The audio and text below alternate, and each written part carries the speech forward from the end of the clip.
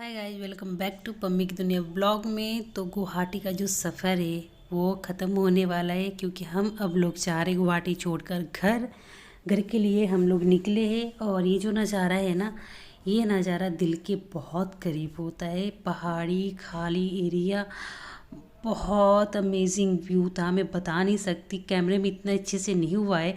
Suddenly मेरी नज़र पड़ी खिड़कियों पर, मैं रिकॉर्ड करने के लिए फ़ोन उठाई। इतना फॉगी सा पहाड़ी के ऊपर था, ऐसे लग रहा था कि बर्फ़ गिर रहा उसके ऊपर। मतलब क्या ही बताऊँ मैं, यहाँ का वेदर का मुकाबला मतलब दिल्ली के कुछ भी नहीं है, कुछ भी नहीं है। वो फ्रेश हवा, हरियाली नहीं मिलने वाली। फिर भी घर है, घर में जितना सुकून घर में मिलता है और कहीं नहीं मिलता है। मैं जा तो रही हूँ, लेकिन काफ़ी लोगों को रुला कर जा रही हूँ। दीदी के घर गई थी, दीदी अंकुर रो रही थी। यहाँ से निकली तो मेरी फ्रेंडें रो रही थी। ये सब चीज़ें ना मेरे नज़रों से उतर नहीं रही है कि मैं कितने लोगों को रुला कर आ रही हूँ। सो गाइस, ये है ब्रेकफास्ट आज का जो ट्रेन से हमें मिला है। कटलेट है, ब्रेड है, कुछ वेजिटेबल से बॉईल किए हुए। ये ध्रुव है, बटन लगा हुआ है, ये हमारा केबिन है। चाय, मैं चाय नहीं पीने वाली, बहुत गंदा टेस्ट आ रहा है चाय का, पी चुकी हूँ पहले से। तो अभी हम गुवाहाटी में ही है ना, गुवाहाटी में ही है ना अभी तो 1 घंटा भी नहीं हुआ ट्रेन खुले। ऐसा लग रहा कि तब ध्रुव यहाँ लेट गया, ध्रुव चिप्स उप्स खाया था, तब इसका बिल्कुल नहीं मन कर रहा है। मोबाइल देखने में क्या जा रहा है। हाँ, नज़ारे देखो, फोन नहीं देखना, ठीक है। तो चलो पहले मैं ब्रेकफास्ट करती फिर आपसे मिलती। तो ब्रेकफास्ट की, उसके बाद मैं ऐसी बैठी खिड़की से उदास होकर देखी जा रही थी व्यू को। तो ये बोले तुम सो जाओ, क्योंकि तुम्हारे सर में पेन हो, क्योंकि तुम रोते जा रही हो। मैं सो गई थी 2-3 घंटे के लिए, नींद भी नहीं आ रही थी, लेकिन फ़िलहाल 1.5 घंटे की अच्छी खासी नींद आई तो मैं सो गई। तो उठी तो लंच का टाइम हो गया, तो भैया जी ने लंच दे दिया। हमने लंच खाया। उसके बाद फिर से भी खिड़की पर बैठ गई। कुछ भी कहो यार आप, किसी भी चीज़ से जाओ, बाई रोड जाओ, लेकिन जो व्यू आपको दिखता है ना ट्रेन से, वो अलग ही होता है। क्योंकि पूरा गांव, मतलब अलग अलग अमेजिंग सी चीज़ें आपको ट्रेन से दिखती है। और अचानक ये मुझे चांद दिखा ना, चांद का क्या ही बताऊँ मैं। तो भाई हम लोग का डिनर आ गया। सॉरी, लंच दिखाना हम लोग भूल गए। ये डिनर है, मैंने आलू का सब्जी पहले ही खोल दिया। ये पराठा, ये दही, अभी चीज़ें गलाएंगे, ये पिकल, स्पून। और इसमें चावल है जो मैं अभी खाऊंगी नहीं। तो इसमें दाल है और इसमें पनीर। सेम लंच, सेम हमको लंच में भी मिला था, दही था, पराठा था, चावल। बस इसके बदले कोई और सालों का सब्जी था और एक रसगुल्ला भी दिया था। बाकी इसमें पनीर है, इसमें दाल, सेम वही है। तो अभी हम लोग खाते हैं, फिर आपसे बात करेंगे। तो यहाँ पर हम लोग बैठ गए डिनर करने के लिए। डिनर आया था 8:30 बजे। हल्का फुल्का सा मिली, ज़्यादा मैं ट्रेन में वैसे भी खाती नहीं, उससे खाया नहीं जाता है। तो सीट के लिए यहाँ मारामारी हो रही थी दोनों बच्चों में कि मैं ऊपर। हमारी 4 सीट थी। फ़िलहाल तो अभी आयुषी ध्रुव अलग अलग है, लेकिन जब मैं सोऊंगी तो ध्रुव को लेकर सोती हूँ। या तो मेरे पास सोएगा या तो अपने पापा के पास सोएगा। मैं ध्रुव को अकेले नहीं छोड़ती, क्योंकि वो बीच बीच में उठकर बैठ जाता है, अजीब सा बिहेवियर करता है। मुझे डर लगता है कहीं ट्रेन में तो भागने ना लगे। तो मैं कभी भी ध्रुव को छोड़ती नहीं हूँ। हाँ, फ़िलहाल जब बड़ा हो जाएगा तो वो अकेले ही ट्रैवल करेगा, वो बात और है। और ये देखो कितना प्यारा व्यू है ना यार, सच में ट्रेन का मज़ा ही कुछ और होता है। हालांकि टाइम स्पेंड नहीं होता है, भारी भारी सा लगता है। हम लोग सो के उठ गए हैं और अभी हम लोग का आ गया है, ये मेरा है नॉनवेज। तो ये नॉनवेज मतलब नॉनवेज, इसमें चिकन विकन नहीं देते, इसमें मतलब एग देते। तो मैं बस एग खाती हूँ, इसलिए नॉनवेज है, बाकी सबका वेज है। और ये है हम लोग का ब्रेकफास्ट। आयुषी उठी नहीं रही थी, मैंने उसको ज़बरदस्ती उठाया। और पता है टाइम क्या होता है, 8:30 हो गया था, क्योंकि 10:30 बजे तक हम दिल्ली पहुंच जाएंगे। उसके बाद घर जाएंगे, फैमिली से मिलने की बेसब्री से, मतलब अजीब सा माहौल था। मैं क्या बताऊँ, मैं एक तो दोस्तों को छोड़ने का गम, फैमिली से मिलने की खुशी। वो बोलते हैं ना, कभी खुशी कभी गम वाली सीन यहाँ पे क्रिएट हो गई थी एकदम से। मैं उदास भी थी और खुश भी हो रही थी कि फैमिली से मिलना है मुझे। बच्चे अवीरा को खिलाऊंगी, मैं उसको गोद में लूँगी। जब मैं घर गई थी तो वो 6 या 7 दिन की थी ऐसे करके। तो फाइनली अब मैं घर जा रही हूँ, लेकिन पीछे से मैं रुला के भी जा रही हूँ सबको।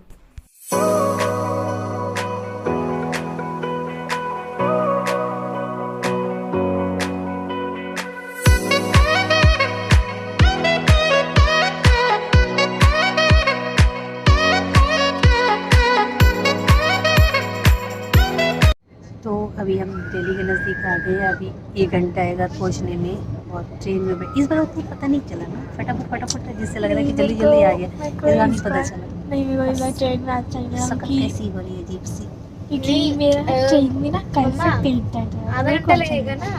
हाँ 10:30 बजे पहुँच तो आधा घंटा लगेगा ना। हाँ वही आधा घंटा 1 घंटा मान के चलो। तो अब पास में आ गए हैं, घर जाने में 1 घंटा जैसे लगेगा। गुवाहाटी को छोड़ने में मन नहीं करता, वैसे ट्रेन को छोड़ने में मन करता। मुझे तो ट्रेन में छोड़ने का मन करा भाई, मतलब ट्रेन में कौन इतना देर बैठेगा। इतने टाइम हम लोग कहाँ थे, गुवाहाटी से आगे। हमने एक ट्रेन देखा था डिब्रूगढ़ से कन्याकुमारी तक, कितना टाइम रखना हो गया मुझे समझ में नहीं आता। 2-3 दिन। तो लोग घर में सब सोचते आते हैं, मम्मी पापा पोता पोती आएंगी, कब बहू आएगी, बेटा आएगा। काफ़ी दिन हुए ना घर गए हुए, आएंगे। उसके बाद नेक्स्ट जहाँ जाना है हमें, यूपी में हमारा ट्रांसफ़र हुआ है, वहाँ जाएंगे। एक नया घर, नए लोग, नया माहौल, सब कुछ नया, नए दोस्त नया बनाओ, स्कूल, नया माहौल। नया बन तो जाएगा, लेकिन फिर भी मैं अपने अम्बाला वाले और ये गुवाहाटी वाले दोनों जगहों के दोस्तों को भूलती नहीं हूँ। मुझे मतलब काफ़ी क्लोज थे वो मेरे। शायद से दिल्ली पहुँच गए, देखो। नहीं दी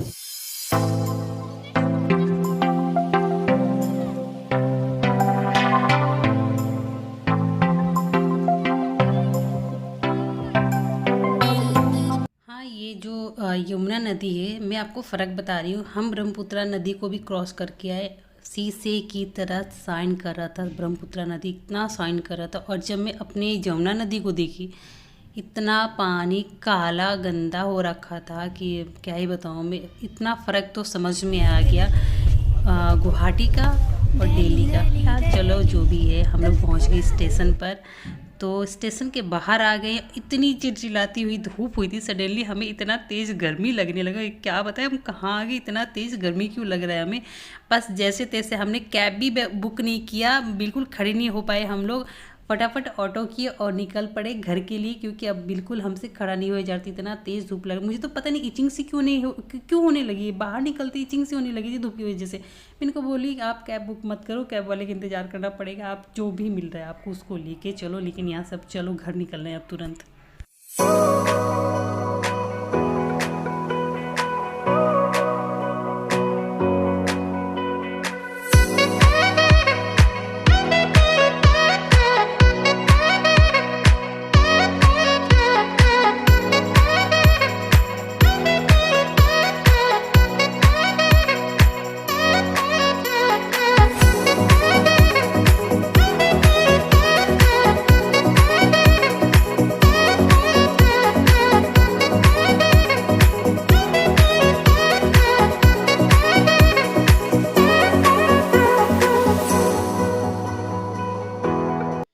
फाइनली हम लोग पहुंच गए घर, और जब हम रास्ते में थे मम्मी पापा ने 10 बार फ़ोन कर दिया, कब पहुंच रहे हो कब पहुंच रहे। किसी का भी होता है यार, जब घर में फैमिली आने वाली होती है सबको लगता है कि मेरा बेटा, मेरा बहू, मेरी पोता पोती कब आएंगे। मम्मी पापा इतने खुश थे, जितना हम खुश थे उतने खुश हमारे घर वाले थे, सभी इतने खुश थे कि चलो फाइनली 9 महीने बाद हम मिल रहे।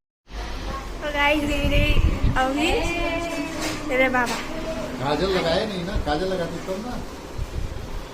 तो गाइस दादी ने गुजिया दिया है, एक मैं खाई हूँ, पानी है। और अभी के साथ खेल रहे हैं। ये सुपर वुमन बन गई। साड़ी पहनी है। चलो मेरे को तो खड़े को ऐसे कर रही है, मुझे ही देख रही है। मेरे क्या हो गया? चश्मा देख के रो रही है। एक मिनट देख कैसे रो रही है, चश्मा देख। हट। आपको रुलाना है क्या? क्या हो गया? कौन आ गया?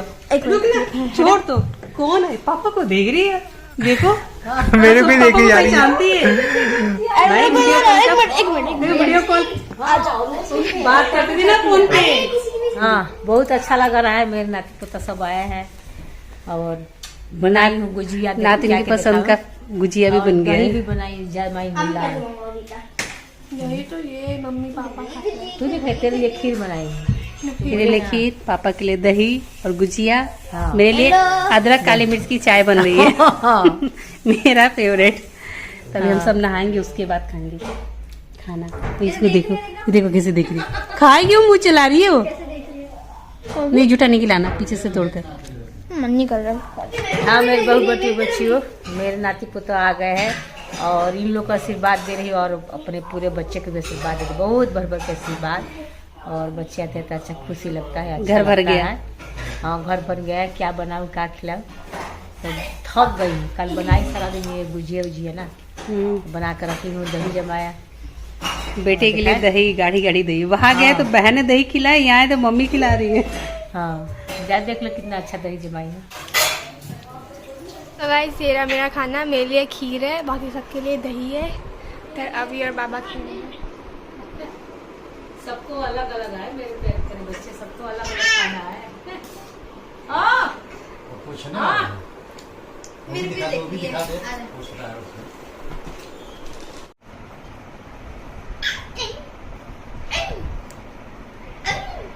तो घर आते ही दोनों बच्चे नहाए, उसके बाद लग गए अपनी प्यारी सी छोटी सी बहन के साथ खेलने में। और क्या बताऊँ मैं, इतनी अच्छी नहीं, इतनी क्यूट है। और ये सबसे बड़ी बात ये है कि बिल्कुल ही रोई, ये ऐसा नहीं है कि मतलब पहचानती नहीं है, बहुत दिनों बाद देखी है, ऐसा कुछ नहीं। फटाक से सबके गोद में आ गई, सबके साथ घुल मिल गई, खेलने लगी। बहुत क्यूट है, बहुत प्यारी है। और इसी का तो बेसब्री से इंतजार था कि कब हम घर जाए, कब हम इसको खिलाएं। फाइनली वो दिन आ गया जब अवीरा को हम अपने गोद में उठाए हैं। और क्या बताऊँ, मन खुश हो गया इसको देखकर। फिलहाल मैं अपने ब्लॉग एंड करते मिलती हूँ नेक्स्ट ब्लॉग में। प्लीज़ आप लोग ख्याल रखना और सपोर्ट करते रहना। बाय।